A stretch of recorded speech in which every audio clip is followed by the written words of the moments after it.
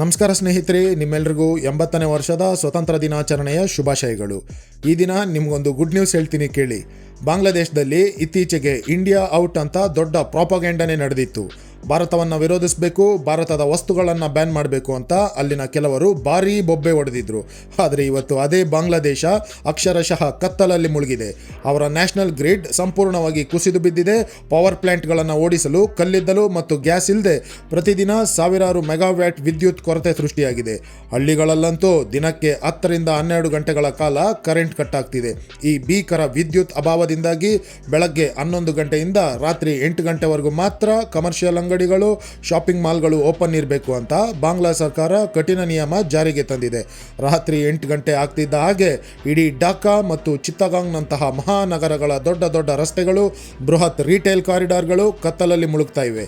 ಕೇವಲ ಆಸ್ಪತ್ರೆಗಳು, ಫಾರ್ಮಸಿಗಳು ಮತ್ತು ಆಹಾರ ಪೂರೈಸುವ ಲಾಜಿಸ್ಟಿಕ್ಸ್ ವಲಯಗಳಿಗೆ ಮಾತ್ರ ಇದರಿಂದ ವಿನಾಯಿತಿ ಕೊಡಲಾಗಿದೆ. ಇಲ್ಲಿ ನಾವು ಸೂಕ್ಷ್ಮವಾಗಿ ಗಮನಿಸಬೇಕಾದ ಕರಾಳ ವಾಸ್ತವ ಏನಂದ್ರೆ, ಈ ಆಸ್ಪತ್ರೆಗಳಲ್ಲಿ ರೋಗಿಗಳ ಜೀವ ಉಳಿಸುವ ಜನರೇಟರ್ಗಳು ಓಡೋದಕ್ಕೂ ಡೀಸೆಲ್ ಬೇಕು. ಆ ಡೀಸೆಲ್ಗಾಗಿ ಅವರು ಈಗ ಅದೇ ಭಾರತದ ಮುಂದೆ ತುರ್ತು ನೆರವಿಗಾಗಿ ಕೈ ಚಾಚುತ್ತಿದ್ದಾರೆ. ಯಾರು ನಿನ್ನೆವರೆಗೂ ಸೋಷಿಯಲ್ ಮೀಡಿಯಾದಲ್ಲಿ ಇಂಡಿಯಾ ಔಟ್ ಅಂತ ಕ್ಯಾಂಪೇನ್ ಮಾಡಿದ್ರೋ ಅವರ ಮುಖವಾಡ ಈಗ ಸಂಪೂರ್ಣವಾಗಿ ಕಳಚಿ ಬೀಳ್ತಿದೆ. ಬೀದಿಯಲ್ಲಿ ನಿಂತು ಭಾರತವನ್ನು ವಿರೋಧಿಸುವ ಭಾಷಣಗಳೇ ಬೇರೆ, ಕತ್ತಲಾದಾಗ ದೇಶವನ್ನು ಮುನ್ನಡೆಸಲು ಅದೇ ಭಾರತದ ಡೀಸೆಲ್ನಲ್ಲಿ ಬೆಳಕು ಹುಡುಕುವುದೇ ಬೇರೆ. ಸೊ ಕತೆ ಹೀಗೆ ಮುಂದುವರೆದ್ರೆ ಬಾಂಗ್ಲಾದೇಶದ ಗಾರ್ಮೆಂಟ್ಸ್ ಕಂಪನಿಗಳ ಕತೆ ಏನು? ಬಾಂಗ್ಲಾ ಸರ್ಕಾರ ಭಾರತದ ಕಂಪನಿಗಳಿಗೆ ಕೊಡಬೇಕಿರೋ ಸಾಲದ ಮೊತ್ತ ಎಷ್ಟು ಮತ್ತು ಪ್ರಸ್ತುತ ಭಾರತ ಅವರಿಗೆ ಮಾಡ್ತಿರೋ ಸಹಾಯವೇನು ನೋಡೋಣ ಬನ್ನಿ. ಗೆಳೆಯರೇ, ಕೇವಲ ಅಂಗಡಿ ಮುಂಗಟ್ಟುಗಳು ಮಾತ್ರವಲ್ಲ, ಬಾಂಗ್ಲಾದೇಶದ ಆರ್ಥಿಕತೆಯ ಬೆನ್ನೆಲುಬಾಗಿರುವ ರೆಡಿಮೇಡ್ ಗಾರ್ಮೆಂಟ್ಸ್ ವಲಯ ಈಗ ಅಕ್ಷರಶಃ ಐಸಿಯುನಲ್ಲಿದೆ. ಬಾಂಗ್ಲಾದೇಶದ ಒಟ್ಟು ರಫ್ತಿನ 80%ಕ್ಕೂ ಹೆಚ್ಚು ಆದಾಯ ಬರೋದೇ ಈ ಗಾರ್ಮೆಂಟ್ಸ್ ಉದ್ಯಮದಿಂದ. ಪಾಶ್ಚಿಮಾತ್ಯ ದೇಶಗಳ ಬ್ರ್ಯಾಂಡ್ಗಳಿಗೆ ಸರಿಯಾದ ಸಮಯಕ್ಕೆ ಆರ್ಡರ್ ಡೆಲಿವರಿ ಮಾಡಬೇಕಂದ್ರೆ ಅಲ್ಲಿನ ಟೈರ್ 1 ಫ್ಯಾಕ್ಟ್ರಿಗಳು ಹಗಲಿರುಳು ಕೆಲಸ ಮಾಡಲೇಬೇಕು. ಯಾಕಂದರೆ ಬಾಂಗ್ಲಾದೇಶದ ಈ ಗಾರ್ಮೆಂಟ್ಸ್ ಉದ್ಯಮ ಅನ್ನೋದು $47 ಬಿಲಿಯನ್, ಅಂದರೆ ಸರಿಸುಮಾರು 4 ಲಕ್ಷ ಕೋಟಿ ರೂಪಾಯಿಗೂ ಮೀರಿದ ಬೃಹತ್ ಸಾಮ್ರಾಜ್ಯ. 40 ಲಕ್ಷಕ್ಕೂ ಹೆಚ್ಚು ಜನರ ಅನ್ನದ ಬಟ್ಟಲು ಇದು.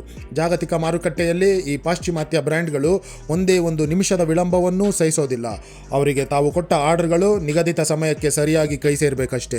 ಒಂದು ವೇಳೆ ಕರೆಂಟ್ ಇಲ್ಲದೆ, ಜನರೇಟರ್ ಆಫ್ ಆಗಿ ಸರಕುಗಳ ಎಕ್ಸ್ಪೋರ್ಟ್ ಕೊಂಚ ಏರುಪೇರಾದರೂ ಈ ಬೃಹತ್ ಸಂಸ್ಥೆಗಳು ಮುಲಾಜಿಲ್ಲದೆ ತಮ್ಮ ಕೋಟ್ಯಾಂತರ ರೂಪಾಯಿಯ ಆರ್ಡರ್ಗಳನ್ನು ವಿಯೆಟ್ನಾಂ, ಕಾಂಬೋಡಿಯಾ ಅಥವಾ ನೇರವಾಗಿ ಭಾರತದ ತಿರುಪುರ್ನಂತಹ ಟೆಕ್ಸ್ಟೈಲ್ ಹಬ್ಗಳಿಗೆ ಒಪ್ಪಿಸ್ತಾರೆ. ಅಂದರೆ ಯೋಚನೆ ಮಾಡಿ, ಭಾರತ ಬೇಡ ಅಂತ ಬೊಬ್ಬೆ ಹೊಡೆದಿದ್ದ ಬಾಂಗ್ಲಾದೇಶ ಇವತ್ತು ಅದೇ ಭಾರತದ ಡೀಸೆಲ್ ಇಲ್ದಿದ್ರೆ ತನ್ನ ಇಡೀ ಆರ್ಥಿಕತೆಯನ್ನೇ ಬೇರೆಯವರ ಪಾಲು ಮಾಡುವಂತಹ ಕರಾಳ ಸ್ಥಿತಿಗೆ ಬಂದು ನಿಂತಿದೆ.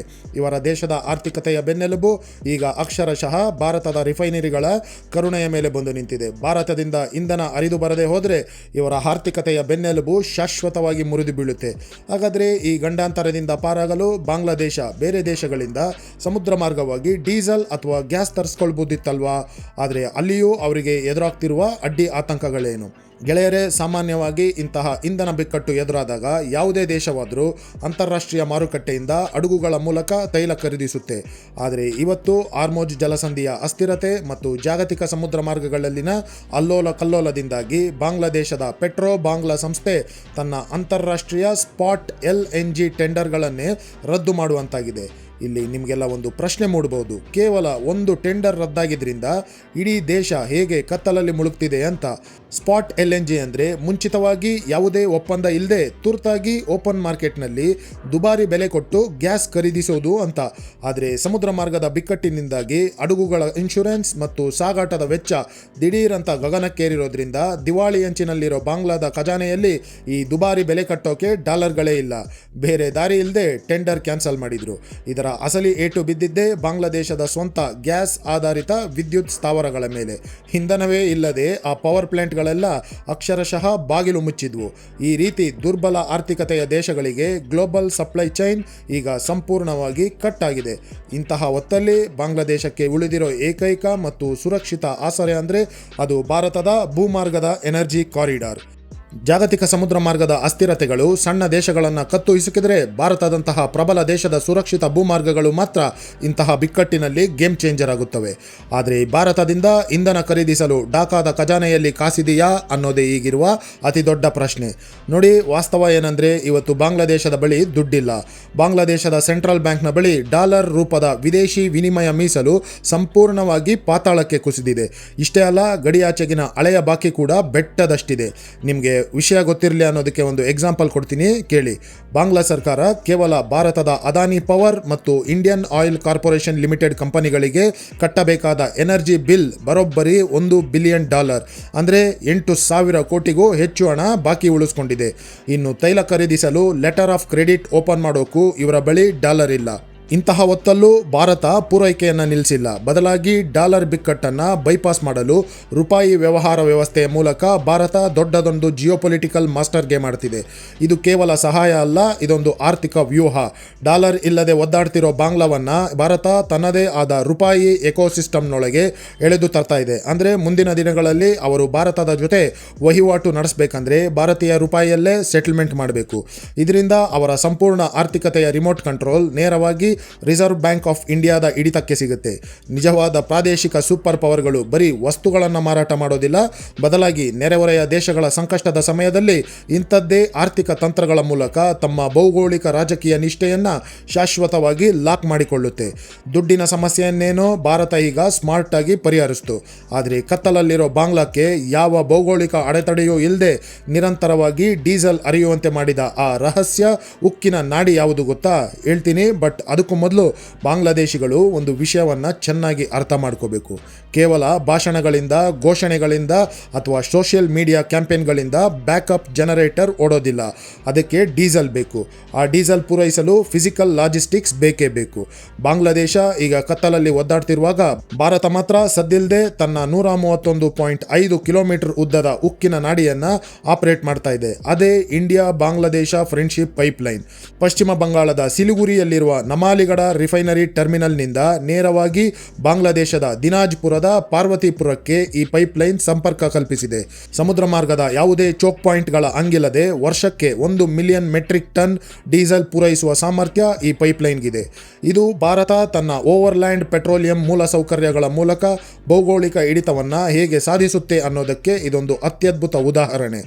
ಭಾರತ ಈ ಗಡಿಯಾಚೆಗಿನ ಪೈಪ್ಲೈನ್ ನಿರ್ಮಿಸಿರೋದ್ರಿಂದ ಬಾಂಗ್ಲಾದ ಇಂಧನದ ಕಂಟ್ರೋಲ್ ಇರೋದು ಭಾರತದ ಕೈಯಲ್ಲೇ.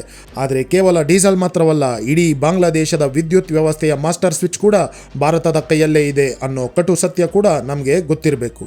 ನಾವು ಕೇವಲ ತೈಲದ ಬಗ್ಗೆ ಮಾತಾಡ್ತೇವೆ, ಆದರೆ ಅಸಲಿ ವಿಷಯ ಏನಂದರೆ ಬಾಂಗ್ಲಾದೇಶದ ವಿದ್ಯುತ್ ವ್ಯವಸ್ಥೆ ಭಾರತದೊಂದಿಗೆ ನೇರವಾಗಿ ಜೋಡಣೆಯಾಗಿದೆ.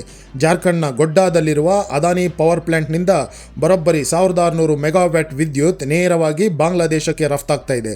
ಇಲ್ಲಿ ನಾವು ಅರ್ಥ ಮಾಡ್ಕೊಳ್ಬೇಕಾದ ಆಘಾತಕಾರಿ ಸತ್ಯ ಏನಂದರೆ ಈ ಗೊಡ್ಡ ಪವರ್ ಪ್ಲಾಂಟ್ ಭಾರತಕ್ಕಾಗಿ ಕಟ್ಟಿದ್ದೇ ಅಲ್ಲ. ಅದು 100% ಕೇವಲ ಬಾಂಗ್ಲಾದೇಶಕ್ಕಾಗಿಯೇ ಡೆಡಿಕೇಟ್ ಆಗಿರುವ ಎಕ್ಸ್ಪೋರ್ಟ್ ಓರಿಯೆಂಟೆಡ್ ಪ್ರಾಜೆಕ್ಟ್.